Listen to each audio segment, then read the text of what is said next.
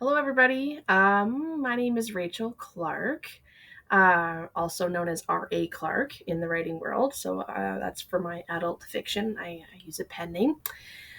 I'm so excited to be here presenting. I got invited to do this, and wow, I'm just so honored. Today, I thought I would talk about having some bright ideas. I love idea generation and coming up with new and exciting just concepts for stories. So I wanted to talk about that today, specifically through the lens of using imagery as a source of inspiration. So as you see on the screen, hopefully you can see it on the screen. You'll see that I'm wanting to talk about thinking outside the box and generating ideas through imagery. So yeah, let's dive into it. I'll tell you a little bit about myself. So yeah, my name's Rachael Clarke. As I said, I live in Manitoba, Canada. I'm a Canadian author right now. You probably can't see in the background, but it is very cold and very snowy. We've had some minus 40 weather very recently. So, yeah, it's been fun, but it's par for the course. I'm an author. I'm an illustrator for my own children's chapter books that I've and picture books that I have upcoming. I'm the owner of a teeny tiny little indie press called Page Turn Press.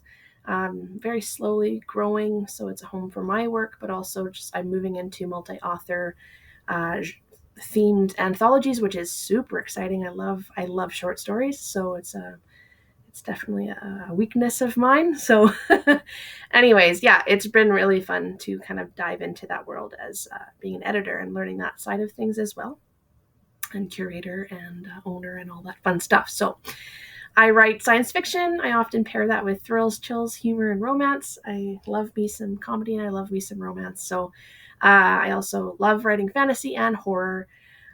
I do also, as I said, I mentioned that I do write children's work. So right now I have a children's chapter book out with the sequel on the way and hopefully some picture books coming too. So I do a little bit of a lot and I love that. So basically, if you're a visual person, as I am, I'm a very visual person, then hopefully you'll enjoy this chat.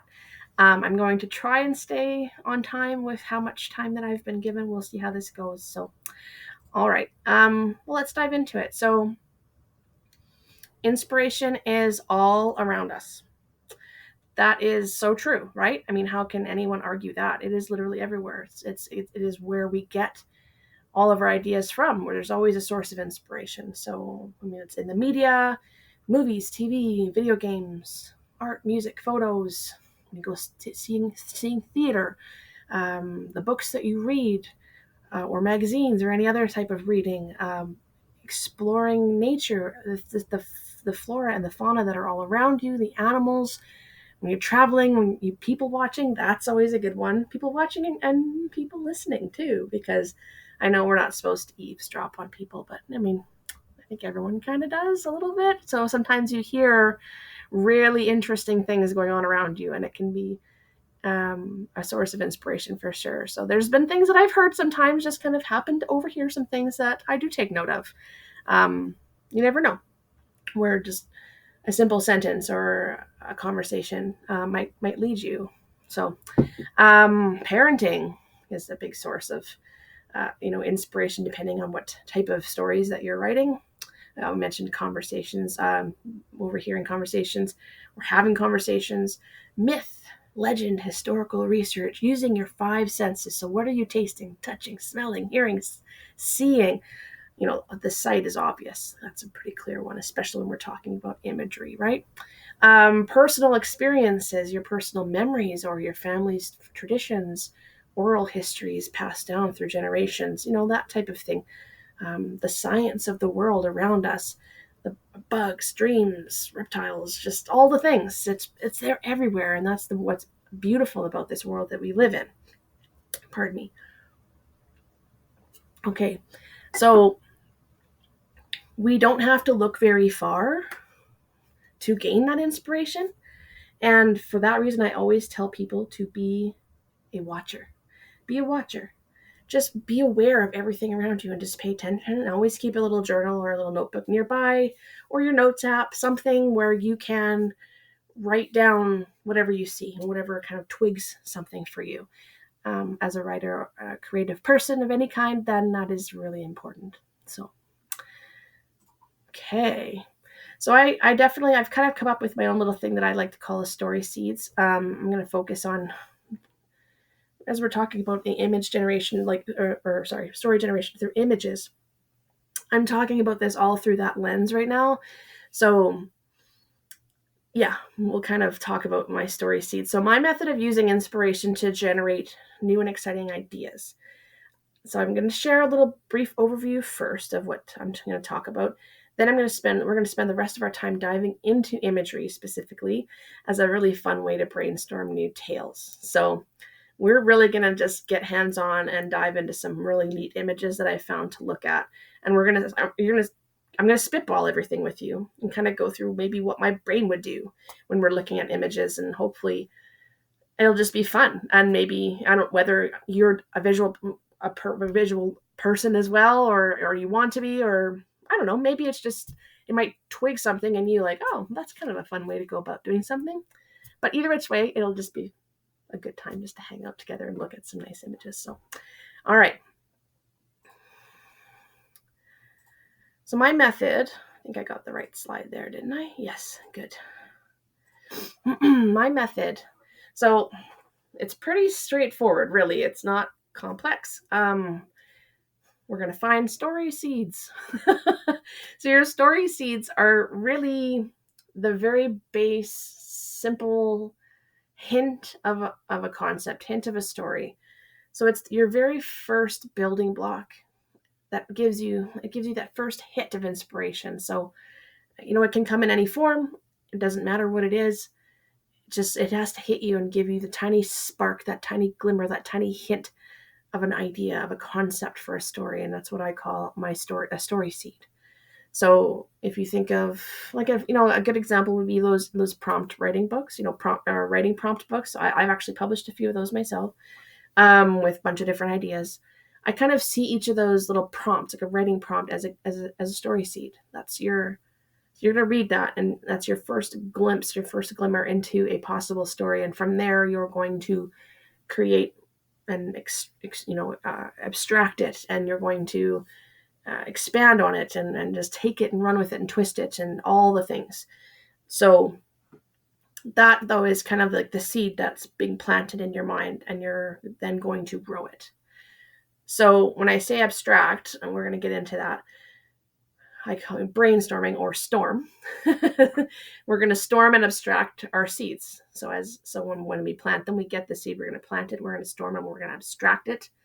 We're going to make it so many more things, but not just one. We're going to really throw everything it could possibly be out there, and then make lists and see what is the best possible and the most exciting way or route to take with that idea.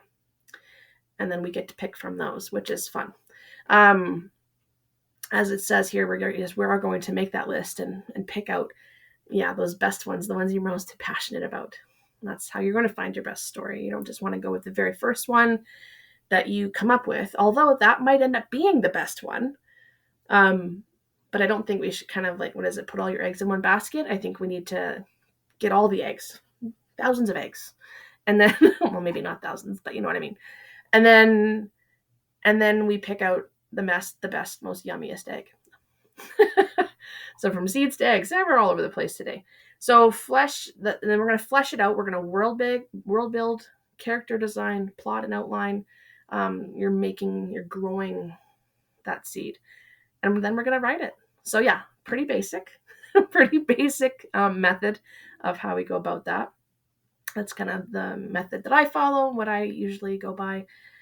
But I'll just say this, as everyone has their own unique methods. Everyone has their own way of doing things. No two writers are alike, and that is beautiful. There's absolutely nothing wrong with that. I think individuality is a glorious thing. So, this is how it works for me, and maybe you can get some ideas from that, or something might resonate and work for you. But also, if it doesn't, that's totally okay. You got to roll with what works for you.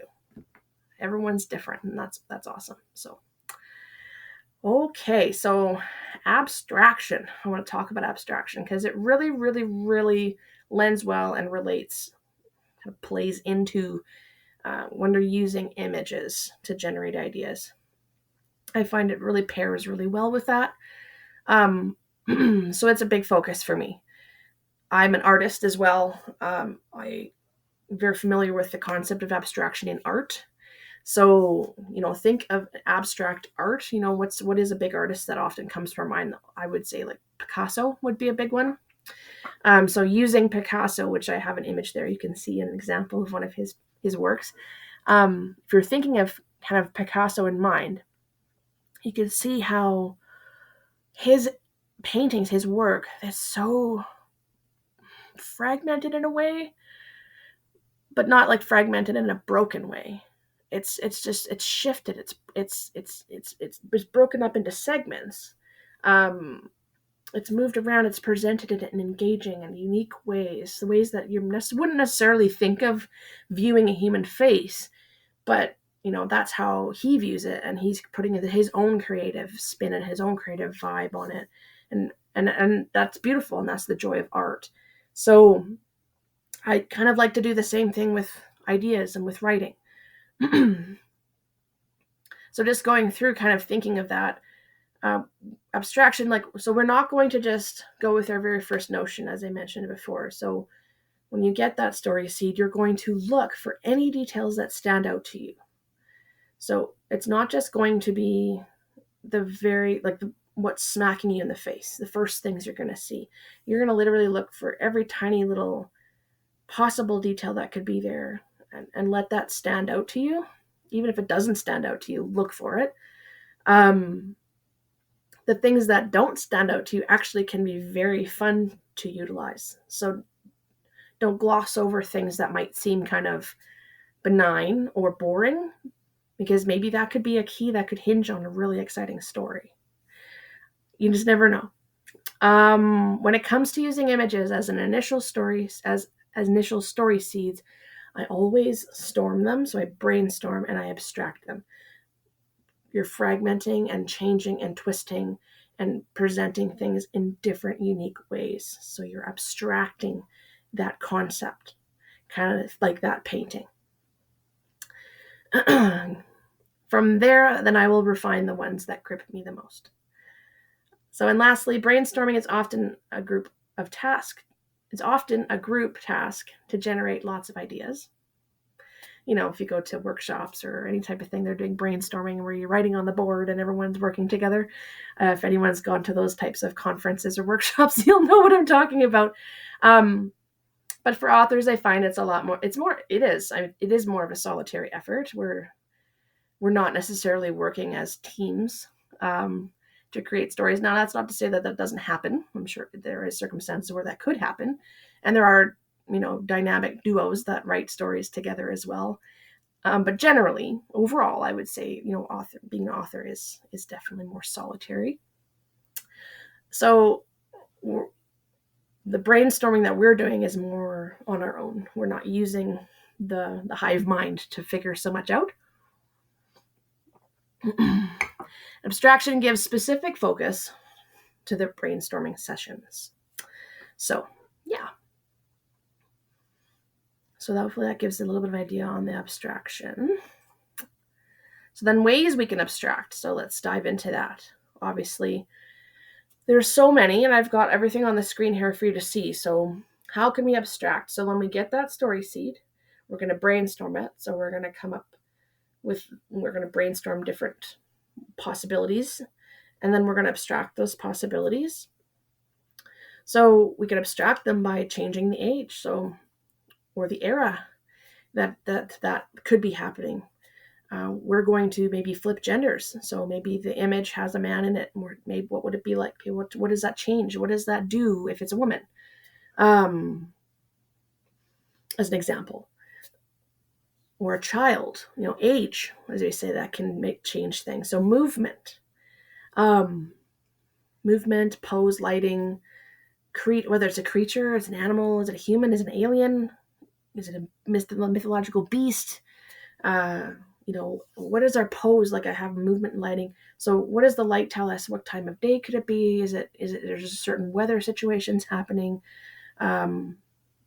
Use your move. What's the movement like? So what is the pose, or what is their musculature telling us? What is their frame and their motion? Is, their poses, is that speaking to us in any way and informing what we might need to know about what's going on in this image that we're going to be looking at? How could that maybe give us some inspiration to form an idea and to form more concepts and more plot possibilities? Your point of view, is this a villain that you're looking at, your protagonist? Is this an object, like a sentient item of some kind, or maybe not sentient, or maybe it's it's an object that you would never ever, it's not possible for it to be sentient in our normal reality, but maybe in this reality it is. What about your setting, your background? What lives there? What other things occupy the same space? Opposites. Think about your opposites. If you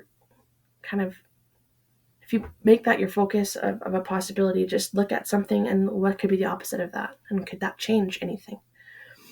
The fine details, like I said, I find looking for those finer details is very important to do. Sometimes you can get really amazing ideas from that. And always, always, always keep your 5 W's and your how in mind, right? Who, what, when, where, why, and how. So keep that in mind, because it's so important, really, when you're thinking about abstracting, you're storming ideas and you're abstracting the concepts that you're coming up with. That all those, the who, what, when, where, why, and how, that's integral. It's integral to any story, in all facets and all stages of the writing process. And then, of course, remember to have fun with it. as is for all writing, we should always remember to have fun with our writing. Same with brainstorming. Same with generating story seeds and generating, abstracting them and coming up with all of our list of concepts. And eventually writing. Like, it's we have to have fun. When you lose the fun, then what's the point? It can be, sometimes it can be easy to get lost in the world, and we all have things going on in our lives. Life stuff gets in the way sometimes, and sometimes we don't have as much time to write as we'd want, or circumstances might make us maybe feel a little bit dejected, or deflated on things, or just overwhelmed. These things can happen. I've definitely been there not many times. But it's the love of the writing, and it's having fun with the writing that I think propels a lot of us forward and keeps us from stopping. And I think that's an ever important piece. So regardless of what goes on around you, specifically this part of the process is just always so much fun. So just dive into that, lean into that fun, and have fun with it. So that's what we're doing. So you're going to plant and sprout your story seeds. When you have a concept, you deepen that tail further. You're putting it in the ground and you are planting that. You're going to grow your idea and widen all of those branches. Let them leaf out and spread their wings, so to speak. You're going to world build. You're going to develop your characters, plotting, outlining, all of that more in-depth stuff that's beyond that initial stage. And like I said, then you're going to leaf out and continue to spread and thicken your tree trunk until it grows big and strong, and thicken that bark. Develop your full story and all the subplots that go along with it, and then just start getting it on the page. All right. So now that we've kind of gone through the basics, I just wanted you to have that overview of kind of what my method is and kind of the things that I do when I'm coming up with ideas. So, and then I'm like I said, we want to do some practical. We're going to throw some images at you guys, and I'm going to spitball and chat through them, and we'll kind of run through it together, which is always a fun exercise. Where, like, I'm trying to think of, like, where could you use this type of, you can use this type of method and how to do things all the time, and like for anything at all times, for sure.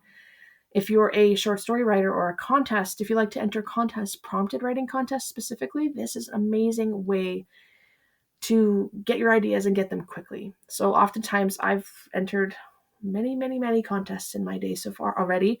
And oftentimes you're on a time crunch. Maybe it's a 24-hour event or a 3-day event, 72 hours, something like that. So sometimes you only have a matter of hours to really nail down and come up with an idea. And it puts kind of a time crunch on it and a little bit of a pressure cooker situation, but that also can be very exciting. It can propel you forward and really get your mind working. It can also help to go to your happy places when you need to do this. So like for me is going on my deck and relaxing if it's nice outside and just sitting out there where it's peaceful and I don't have distractions, or I go in the shower because you can turn your mind off. You're not distracted by anything. Same with driving can do that for me as well. There's just different things that you can do that quiet your mind, all the distractions, like quiet the noise, and then you're able to really kind of narrow down and focus on stuff. And I find that's sometimes the best place to get ideas. But that's obviously most important when you're in a time crunch. I mean, you can brainstorm anywhere at any time. Okay. So, well, let's do our first image here. So we're not too bad on time. Hopefully we will come out good here for that. We'll just slowly work through them. So here's our first image. So we're going to storm and abstract this. I put out, you can see in the corner, I have why stilts. Just so you know, all of the images that I'm going to be using in this presentation are courtesy of Deposit Photos. They are legally licensed and utilized. Storm and abstract. So what do we see? Obviously, we see this house on stilts, or a cabin. Looks more like a cabin on stilts. The only thing I don't know if I can zoom in. Am I going to be able to zoom in on this? No, I don't think so. Shoot, I was hoping I could zoom in. Oh, no, I don't think I can. Well, that is unfortunate, isn't it? Okay, well, I guess we're just going to keep going. So here is this cabin, and you can see it either is built specifically this way to be like a little deck part, or it's got pieces of wood missing. Now there, it's definitely got a piece of wood missing from the side of the wall that you can see there in the front. I don't know if you can see even my mouse moving around. I hope so, because I'm pointing things out with it. I'll try and verbalize it as well. So the neat thing is we have a walkway, and if you actually were to zoom in on the walkway, which I did earlier, it has like a mesh covering it. So I think for grip. So it's not just base wood planks. It also has some texture to it. In the back, we have a sky with maybe like a misty kind of blue sky. And then there's a wall of clouds in the background. Now, the first thing that comes to my mind when I'm looking at that wall of clouds is, what is behind the clouds? Is it just more clouds? Is there mountains hiding back there? Or some other type of topography? Is there ocean beyond this? Or some kind of rolling hills that disappear into a different, like, is there a city hiding in the clouds? Is there a misty city? Like that's kind of creepy, having some misty city beyond, and maybe this is a lookout station. It's keeping an eye for anything coming out of that cloud. So it's protecting something in where, from our direction, where we're sitting looking at it. Ooh, that's interesting. I like that. And then we have all of these very high grasses, and funny enough, they're very uniform. Almost looks like they've been trimmed. Maybe they just grow that way. I'm sure that they do, because that would be weird to sit there and try and trim like wild grass like that. Or it's not hay, wheat. I'm gonna go with wheat. Or maybe it's just reeds. I don't know. It looks wheatish to me. Look, there's little sprigs on top. It looks like there's something through there, either water or snow or like a wetland. If you look just right past, like right down beyond the house, beyond the walkway. So yeah, in my brain, it goes to like, hey, this is a lookout post, and there is something hidden in those clouds across a vast open kind of, what's the word I'm looking for? Empty, barren plain of some kind, empty area, field, or space. And we don't want them to come through here. Or maybe we don't want them to get into the grass, because if they hit the grass, then they can hide and then they can attack, because this grass is tall. Things can hide in there. So that's the other thing. What lives in the grass? Does something live in the grass? Is it just normal grass? Or in this world, is there like creatures that live in there? But then, if there was deadly creatures living in there, why would they have a walkway that you'd have to walk? It's so narrow. It feels like it would be a person walking there. But it has some traction on there too, so maybe it gets icy depending on the time of season, like the texture stuff that's covering it. But maybe there's some sort of like vehicle that people can use that runs along that track. So maybe that texture is actually some sort of metallic item which like magnetizes something to it. So something rolls along through there. I'm doing sound effects now. Sorry, guys. I hope that's okay. And then it comes up, and then they can get up there. Maybe there's like a little elevator that comes down from the house, or almost looks like maybe there's a stairway.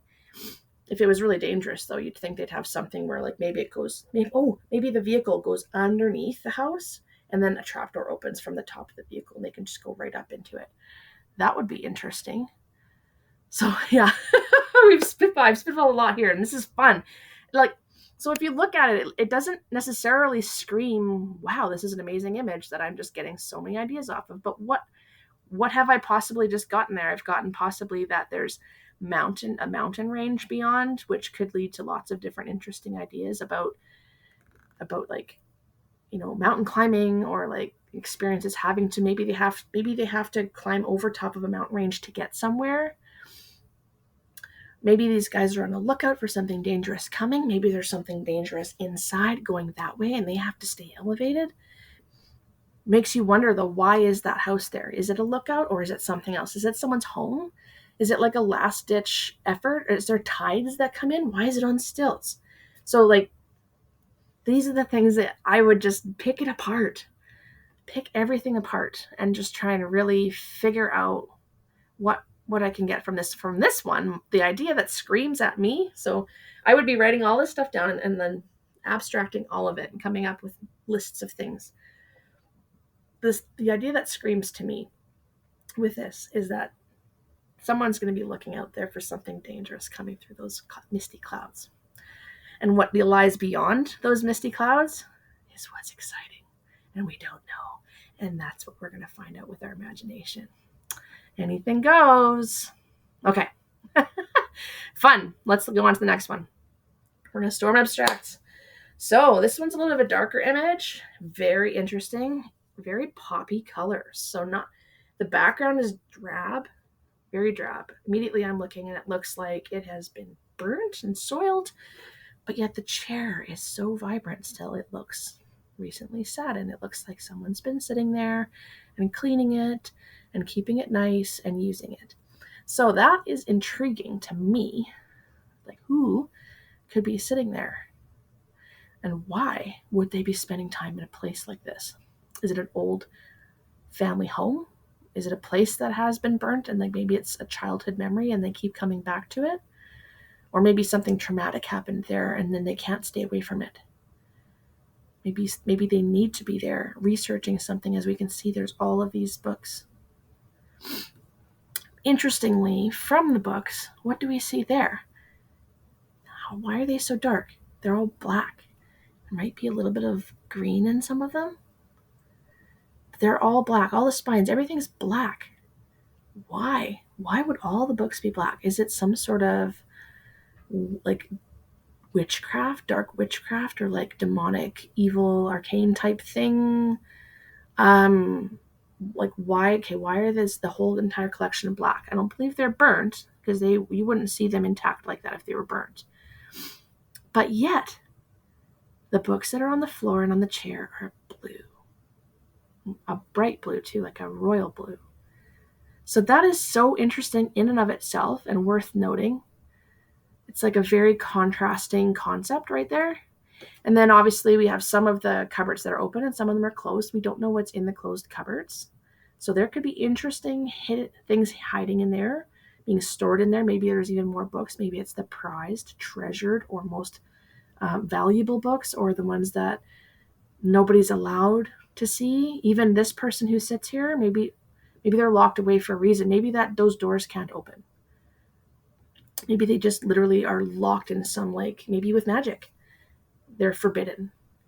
So, yeah. And then the walls, it doesn't look painted that way. It looks like soot, like smoky residue, but maybe there's dark wallpaper there too.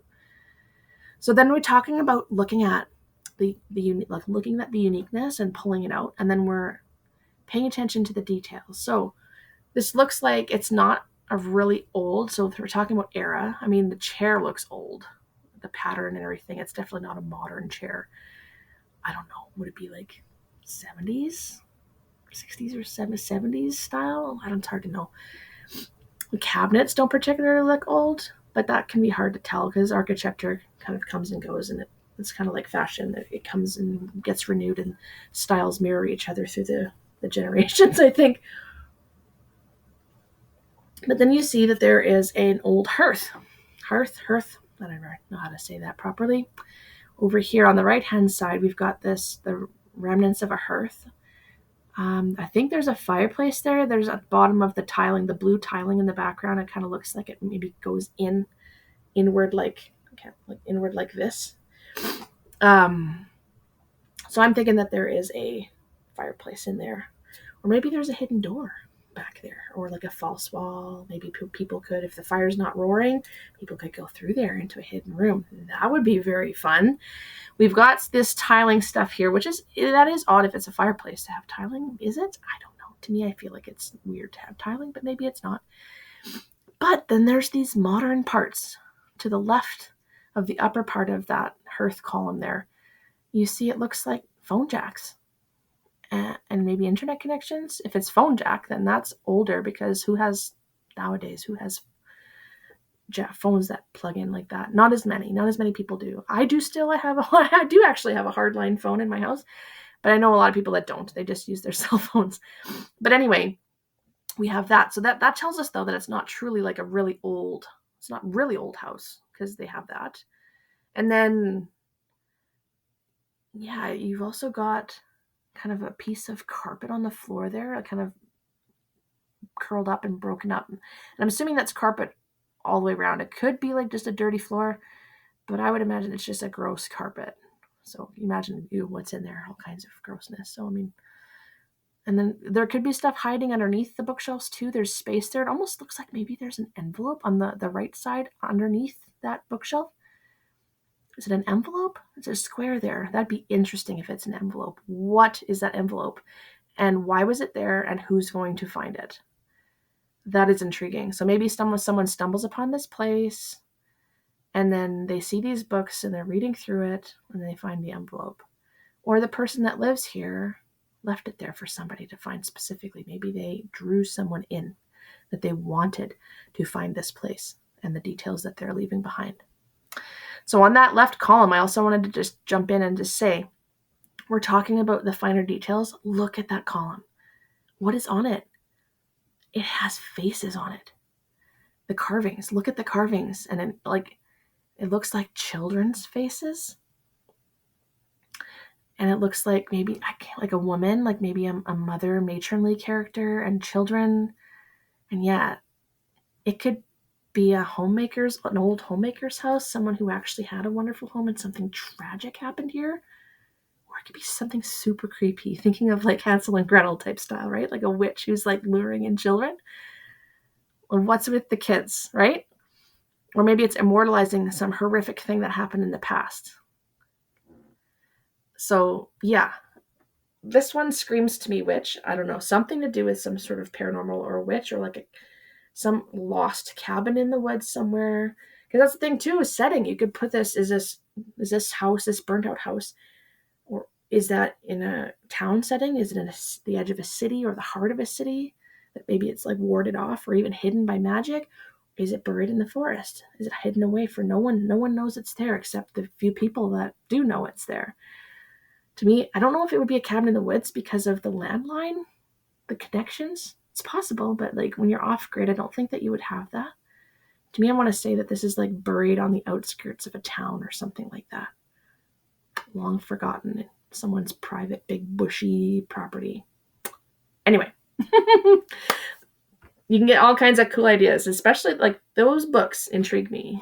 There's things you can come up with all of the books involved in this picture, for sure. A few more to go. We're kind of we're past the 30-minute mark, and I know that I can go a little longer, but I'm going to try to go quickly for the next ones because I don't want to take up too much time for everybody. I'm hoping that you guys are enjoying this, just listening to me ramble. This is what my brain does. You're in my brain right now. Hope that's okay. I'm hoping that you're enjoying this anyways, just rolling along with me on this.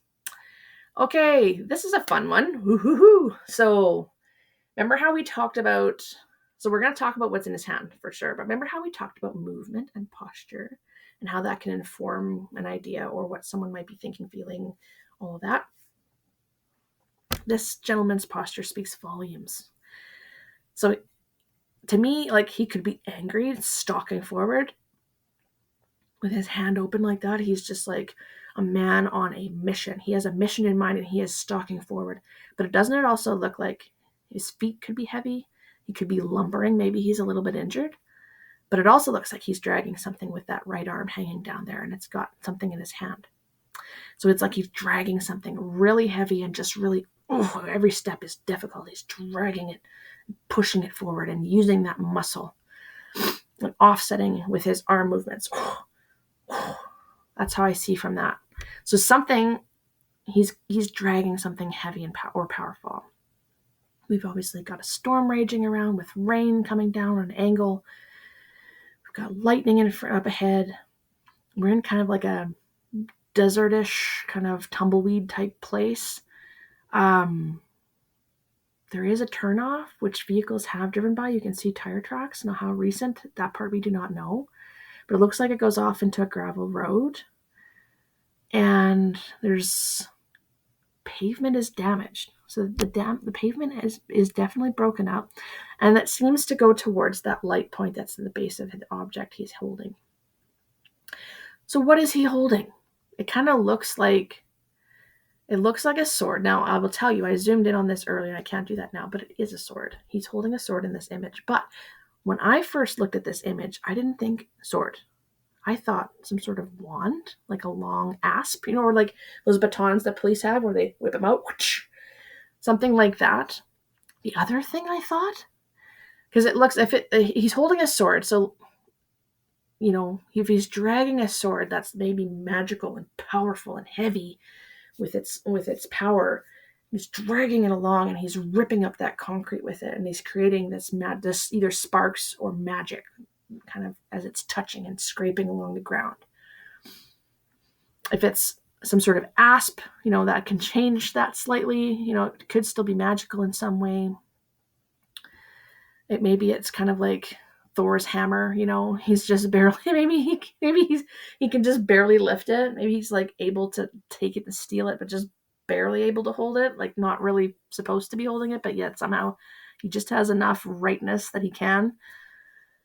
But the thing that came to my mind was that I think that looks like a leash. He's holding a leash.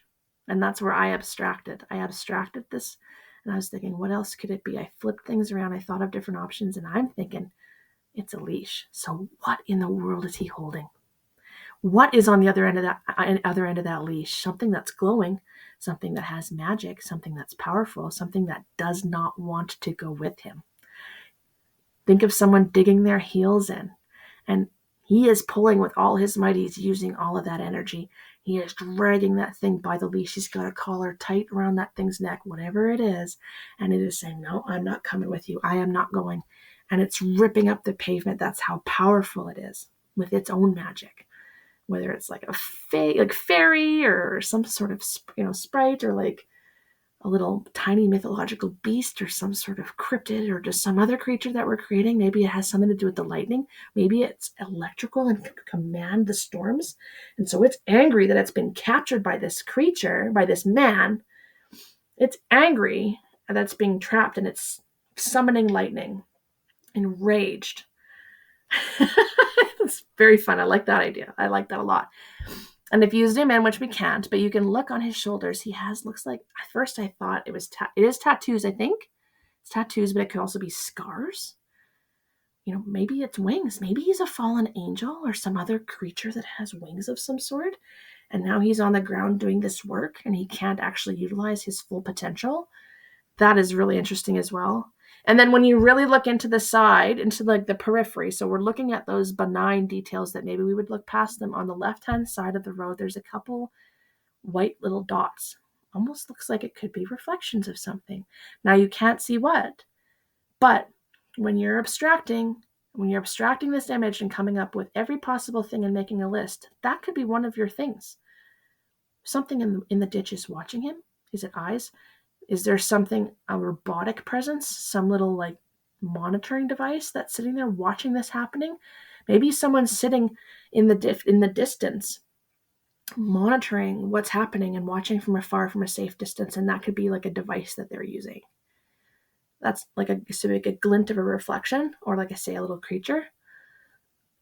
And the other thing I wanted to mention is in the very far distance, at the end of the road, there's trees and brush and stuff, right? It looks like a higher stand of trees. It kind of stands out as being lighter in color and odd for the shape compared to everything else. That catches my eye too, as what is that? I want to know what that is. What is there something hiding there? Is there something camouflaged? Is that where he's headed? Is there some sort of ship there, or like maybe some sort of hidden camouflaged like building that he needs to get to? Is there another creature lying in wait there? There's so many possibilities of what that could be. You just don't know, but that could give you lots of more ideas about how it could inform your story. Things that you can put together and twist and merge into a plot line. Okay. Here's another one for you. This one's just beautiful to look at. You see there's a man. He looks like a man, not a woman, because there's not any discernible kind of hips there. It looks fairly straight line. Man, whether he's old or young, we don't know. His posture, the way he's kind of almost looks a little bit hunched over, maybe. I'm going to say maybe an older man. In a boat, and he's got the lantern glowing, and he's floating through space, what looks like space, towards these clouds. Very mystical seeming. So now, is he actually in space, and this is like a nebula? Or is he in the atmosphere of a planet? Is he in his own mind? Is this a dream world? Where is he right now? What's the lantern for? Is that something to ward off evil spirits or danger, to protect him inside that boat on his journey? Or is it a signal flare for someone to come find him if there's trouble? Or is it some sort of offering? Is it something he has to burn in order for the mystics or whatever lies within those clouds to even know his presence and even listen to anything he has to say? There's lots, what is the lantern made of? Is it actually light, or is he burning something different? Is it substance of some kind? The other thing I thought, look in the clouds. What do you see in the clouds? You could just see benign brushstrokes that create clouds, but I see faces. I see 3 faces. There's one in blue, kind of lying on their side with their mouth open looking at us. Maybe eyes closed, potentially forlorn or just tired or melancholy. You've got one at the very top left in white and red. I don't know if you can see my mouse, but up here. So there's the blue one. There's one here. You see a side profile with their lips out. They look kind of serene. They don't look angry. And then there's another one kind of hiding in here somewhere. You just see a bit of a nose and the eyes. Maybe potentially a younger soul, maybe a child. Maybe these are their parents. This could be a child and this is their parents and they're ancients. Are they oracles? Are they gods? Are they space beings? And why is he coming on his boat to talk to them? If it's an oracle, is he seeking the truth, the future in some way? Are they going to help him? But does he have to do something for them in order for them to help him? Has he done something already? And how are they physically here? Are they always here? Or are they only here at a certain time of the year or a certain season, certain temperatures or certain circumstances? Does everyone know that they're there? Does everyone believe in the creatures that are in the clouds? Or is it only a certain people that do that? These are all the questions that you can just run with it and think about all these things. Maybe it's only a certain peoples that actually believe in these and then go seek these creatures on some sort of pilgrimage, or some sort of quest, or maybe he's elderly in his society, and maybe this is them casting him off because he's no longer useful. Maybe this is his journey to the end. We just don't know, and that's the beauty of it. But we can know because we're going to brainstorm and abstract it and come up with all the ideas. So anyways, I kind of like that one. That's the one I'm going to stick with, is that this is the end for him. He's lived a good life.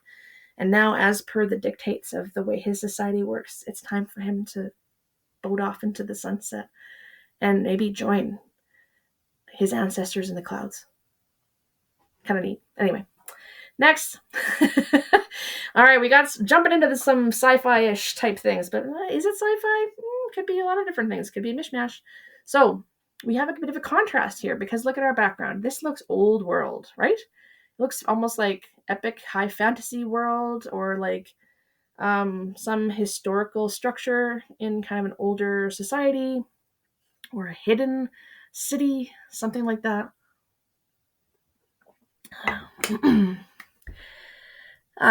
There's pillars, and if you look at the details on the pillars, it almost looks serpentine. And then we're talking about the finer details. I just want to point out behind him, there looks like there's some kind of drawn mural, and in the mural it shows a fountain, and then I think that there might be some like vines and birds and stuff around it. And interesting enough, he has a bird on his shoulder as well. So he is sitting there. This robot is sitting in this kind of old world looking place, and it has light glowing from behind. So there's possible hidden space or hidden room, or even like hallways or something that are behind him. So we don't know what's back there. Is there people back there? Is there a fire, an endless fire that's always burning and creating like an amber glow? What is this little hidden secret places behind him? We don't know that, and that's an interesting point. He's sitting on this bench, looks like stone, concrete, carved, like, some sort of very solid looking bench. I'm going to go with stone. And he's been there for a long time. We know this because of what's on his leg. We see the mossy, viney growth covering him. So he's been sitting there for quite a while to get that covering him. It's creeped up and grown up his leg. And if you zoom in, which again, I don't know if you can, I don't think I can zoom in, but down on the right side beside his left foot, on our right, bottom right of the screen, there's the green that continues past that way. But interesting enough, if you look closely, it doesn't really look organically like grass there. It looks almost like it's a green fluid, like a green sludge that's kind of been grown over with some moss. So that made me think, this guy maybe lost a bunch of fluid and he's just kind of drained out and he's there. He's stuck there. So something happened to me, maybe got damaged, maybe in a fight, and now he's just stuck and locked there. That's just where his life ended. And he just kind of ran out of gas, and that's where he stayed. Which is an interesting concept, because why there? And why, like, that seems like such a human thing to do. Was he an AI of some kind? Did he have artificial intelligence, or was he instruction bound? Did he have a program that he was following? So that's something that I would want to figure out.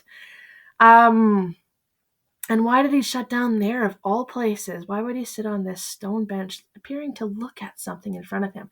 His eye is kind of looking up, and his head is tilted up like he is admiring something. So when I'm looking at him, I see he's sitting there almost serene with his hands on his knees. He's slowly leaking fluid and running out of gas, and he's admiring something. And if you look at the picture behind him, and this is where the benign details come into play, which is really fun, he's maybe looking at that fountain. There's a fountain in front of him, and he's admiring it. Or maybe he's looking at a secondary balcony across from him. Maybe there's like something of value that he's looking over there and just won't take his eyes away from it. Maybe another robot. Maybe the robot love of his life.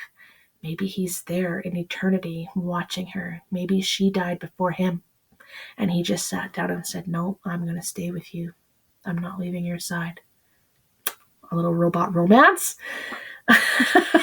That's kind of what comes to my mind. But there's so many, what's behind these doors? Is there like a legion of other robots, and he's just one that died and there's more waiting for anyone that's going to break in seeking treasure. Maybe it's some future society that has created these monuments and they're on Earth, or maybe not even Earth, and they've been buried for many years and no one knows anything about them until the aliens come back to collect what they want, or someone stumbles upon it and finds it. And there's a bird here, so there has to be some kind of access to the outside world for the bird to be living, unless it's a bird that's capable of living. Maybe the world underground that they're buried in is self-sustaining. Maybe it has some sort of way and enough food and things for these animals to thrive on. Maybe there's other animals too. When you zoom in on the guy, and this is the last thing we'll talk about on this one, and we'll move to the next. Oh, I think this might be our last one. Oh, this is our last one. Okay, so now I know we can't zoom, but if we could zoom in, I wanted to point out that on his right side, he's got a number. I think it says like 01. So that tells me he's the first of many. So there's more out there like him, but maybe there's none like him. Maybe he's a singular. Maybe he's the only one that has some sentience. Maybe he's the only one that has bucked whatever program they've given him. Maybe he's become alive in some way, right? Possible. And then on his other shoulder, I think it's a skull. Yes. On his left shoulder, there's a blue warning sign that has a skull. So that tells me this guy's dangerous. So this guy, maybe he looks just sweet and wonderful, like me sitting there serene, but he can do damage. This guy is dangerous. He was built for war. So something happened with this guy that's changed his entire circuitry. So that's the story that's really resonating with me, that he was a bad mamma jamma. And now something happened to make him change and maybe come alive and have feelings. Think of iRobot style. And so I'm going to say there's something that in that fountain that resonated with him, that like he's like speaking to his soul on an intellectual level, because he's experiencing maybe emotions and feelings for the first time. And it just, as he was losing fluid, he sat down to admire it, just to take one thing of beauty before the end. Or the love of his life is sitting across from him, and he wants to watch her until he dies and not take his eyes off of her. I love those two things. Those are the two things I would definitely run with. But there's tons of options that you could go with that. I don't think we know what's written on here. I think it doesn't really show very clearly, and I can't tell you right now. But he's got all these functions. He's got these yellow things on his arms too. Those could be functions. Maybe it's a self-destruct thing. Maybe it's some sort of defensive mechanism he can activate and something shoots out of his forearms.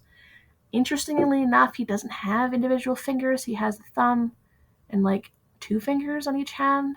So he's not built to be like super functional. I think he's just built to get his specific tasks done. Yeah. And then with the serpentine stuff on this one pillar, that part's interesting. It almost looks map-like, or like I say, yeah, like tunnels or serpents.